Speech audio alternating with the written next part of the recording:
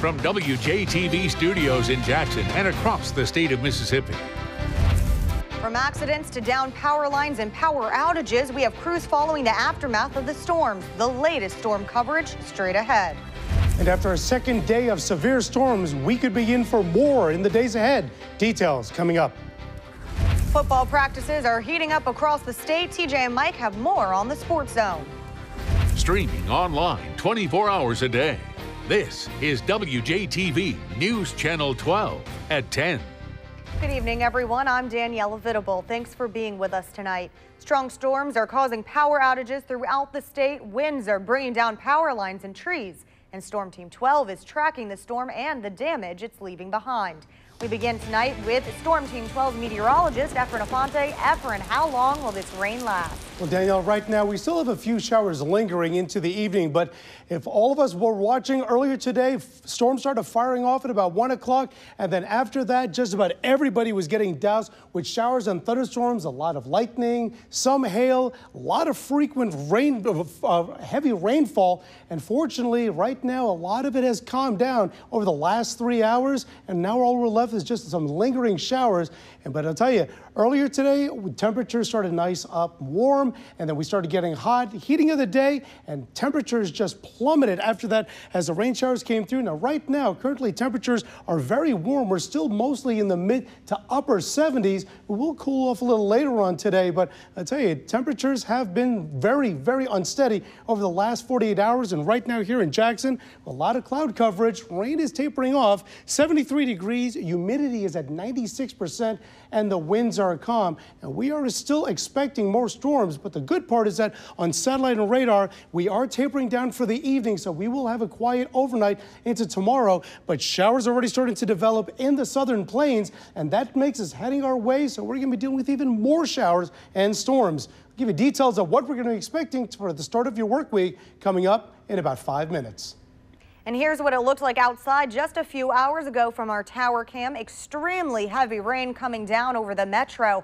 And that rain caused down power lines in Rankin County. This is the scene at the intersection of R.T. Brady Road on Highway 49. Both the north and southbound lanes are closed, causing traffic to be backed up for miles. Northbound traffic is being diverted to Star Road, and southbound traffic is being diverted to Dixie Drive. Also in Rankin County, Mississippi Highway Patrol is diverting traffic at multiple intersections. This is the scene at Star Road and Highway 49. All the traffic lights are out here and around the area. A mail truck driver is in critical condition at UMC after his 18-wheeler fell from an overpass onto I-20 this evening. Lieutenant John Polis with the Mississippi Highway Patrol tells us the driver was heading eastbound on I-20 while he was getting onto the overpass in the northbound lane of I-55. He lost control and the truck fell off the overpass and landed in the median of I-20 between the west and eastbound lanes. This time, authorities are not releasing the identity of the driver and no word on if weather played a factor in the crash. It's still under investigation. Storm team crews are also in Hinds County tracking the storm damage. We're getting reports of street lights out on State Street and Fortification Street. Please use caution while driving in these areas. And this is the scene in Jackson. This tree is now across Blair Street next to Fortification Street after strong winds came through the area. Inches of water covers Monument Street. The flood water extends across the lanes of traffic. Officials warn to turn around if you see a flooded area and not to try to drive through it. And as you can see here, the heavy rains and flooding is having an effect on drivers. This car was headed down Riverside when it stalled at the intersection that meets Peachtree Street. Jackson police were called to the scene and we're told no one was injured. And we're also following power outages throughout the state. The counties with the highest number of outages are Madison, Hinds, and Rankin counties. Hinds County has over 1,000 outages. Rankin County has over 800 outages, and Madison County currently has over 700 outages. Entergy officials say crews will be out overnight and working into the early morning hours until power is restored. For weather on the go, download our free Storm Team 12 weather app. You can find it in the App Store. And we have a couple of boil water alerts to pass along tonight. The first one is affecting thousands in Rankin County. This affects 6,500 customers on the east side of the water system, all customers east of the police station on Highway 80, all of the Marquette Road, and all of customers south of the railroad intersection on Highway 18. News Channel 12's Priest Thomas talks with residents affected. I'm concerned. I'm worried about my neighbors. I'm worried about my animals. Thousands of Brandon residents remain under a boil water alert. It affects customers who receive their drinking water from the City of Brandon water supply. Notifications were sent out through multiple outlets, including social media. Through Facebook, and I have City of Brandon, and I saw it on there, so I read it. That's how I found out about it.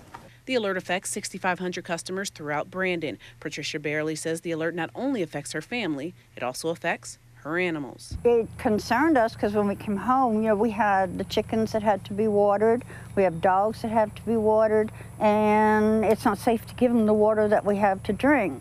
Officials say sampling showed the presence of bacteria in the drinking water. Health officials strongly recommend that all water be boiled for at least 1 minute before it is consumed. Barely says her family and animals are okay for now. And we have water ourselves to drink. I don't know what we're going to do for showers tonight, but... Officials say the alert is tentatively in effect until Tuesday, and water system officials will be notified immediately when the alert is lifted. In Brandon, Paris Thomas, News Channel 12. There is also a boil water alert for the city of Jackson. This advisory affects residents on Key Street. Residents should boil water for at least 1 minute before use. This includes cooking, washing, brushing teeth, and all other consumption. We will let you know when this advisory is lifted. And we have a third boil water alert tonight. This one also out of Jackson. This alert affects the following areas: Comanche Drive, Navajo Drive, Aztec Drive, Cherokee Drive, Chippewa Circle, and Woodville Street. We will notify you when this alert is lifted as well. For the very latest updates, visit our website at wjtv.com. A group of local churches gathered to show their support for Israel. They got together at the intersection of Northside Drive and the I-55 frontage road to rally and show their support. People from Beth Israel Church say they're concerned about Israel and the image that's being portrayed. They're hoping to bring light to the issue. Well, we're very concerned about the future of Israel, the threat they've been under, and of course we care about the children that have been killed on both sides. The Beth Israel congregation was joined by members of 15 other local congregations. Now, it's this story we first brought you last week. Diesel tanks targeted by thieves, leaving farmers struggling. Sheriff Willie March says they are now following several leads. However, there hasn't been any arrests, and there hasn't been any recent thefts since last week. However, thousands of gallons have been stolen. Waldis Gersons, farm manager of Egypt Plantation, says the theft started about 3 weeks ago, and he knows at least a half dozen farmers who've been hit. Gersons had at least $3,000 taken from him. Call the Holmes County Sheriff's Department if you have any information about these thefts. We have a traffic alert to pass along tonight.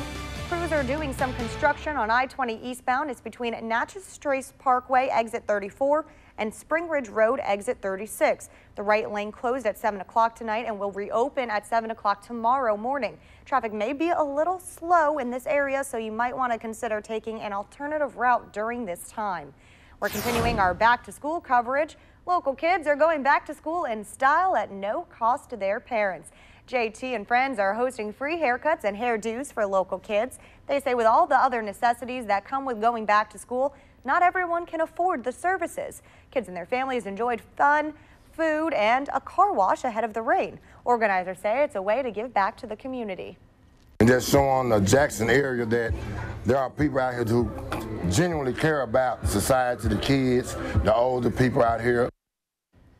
This is the first year for the event. Still to come on News Channel 12 at 10, Missouri residents have taken to the streets to protest the shooting of a teen by a police officer. We have the details, but first, Efren. Well, I'll tell you right now, we're looking at today was round 2 of storms, and we could be looking at even more storms in the coming days, and as well as more heavy rainfall. Take a look at live IMAX 12 where the showers are right now in your Storm Team 12 forecast next.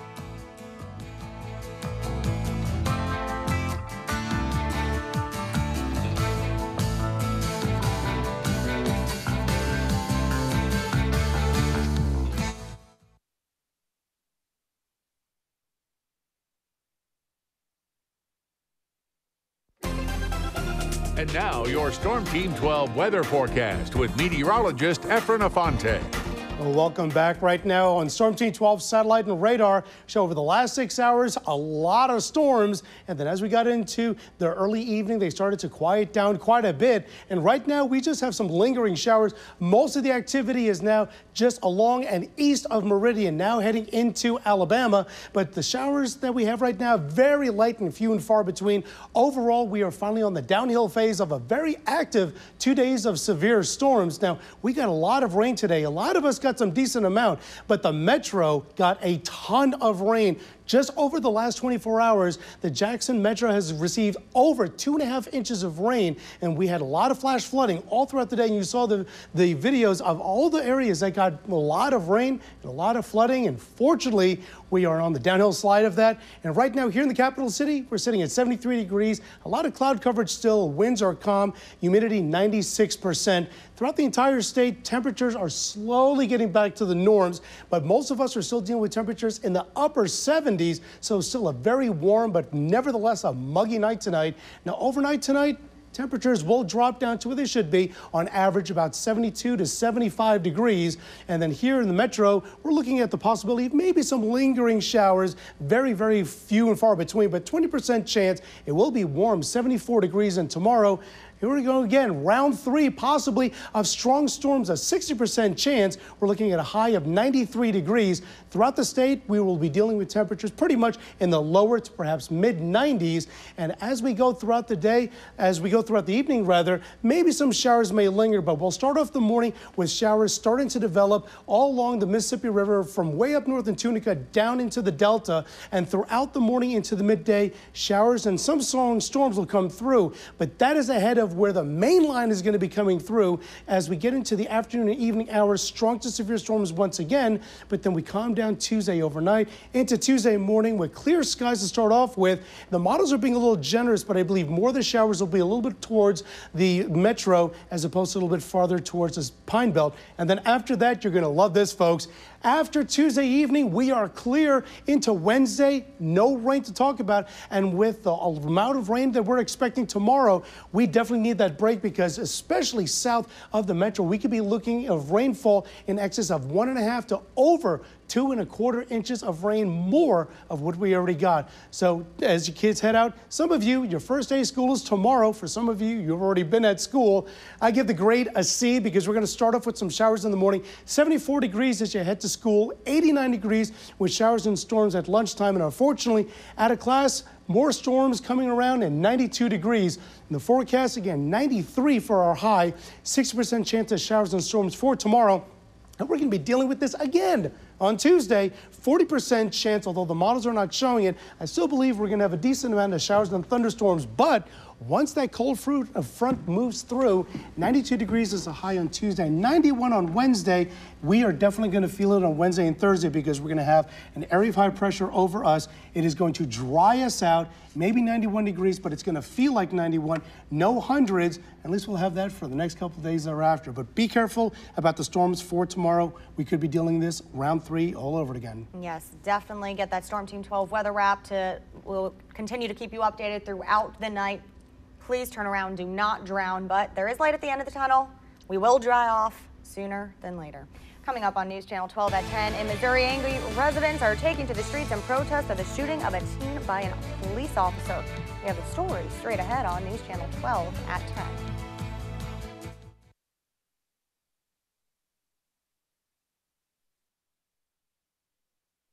You're watching News Channel 12 at 10. Angry residents in Ferguson, Missouri are demanding answers following the weekend death of an unarmed African-American at the hands of police. And as Marley Hall reports, now the Justice Department is monitoring the investigation. Oh, Lord, help us. An emotional crowd gathered at police headquarters in Ferguson, Missouri, calling for justice for 18-year-old Michael Brown, who died at the hands of a police officer. This is going to be a long journey for us and a battle because no one is really telling us the truth of what happened to my nephew. The shooting occurred near an apartment complex in the predominantly black suburb Saturday afternoon. St. Louis County Police Chief John Belmar said it all began when the officer encountered 2 people, one of whom was Brown. He says somehow a struggle began when one of the men pushed the officer as he was trying to get out of his squad car. After that, the officer came back out of the car. He exited his vehicle, and there was a shooting that occurred where the officer, in fact, shot the subject. Piaget Crenshaw lives in the neighborhood and said the officer shot Brown multiple times, even after he put his arms up. He shot him in the face and in the chest, and he fell down and shot him multiple times. Many in the community want to see the officer jailed for what they see as a murder of an innocent man who had just graduated from high school. The St. Louis County Police Department is handling the investigation. Attorneys with the Justice Department Civil Rights Division have been instructed to monitor developments. Marley Hall for WJTV News Channel 12. And that's going to do it for us tonight, but stick around because TJ and Mike are back right after this break with the Sports Zone. Have a great evening, everyone. Thanks for joining us.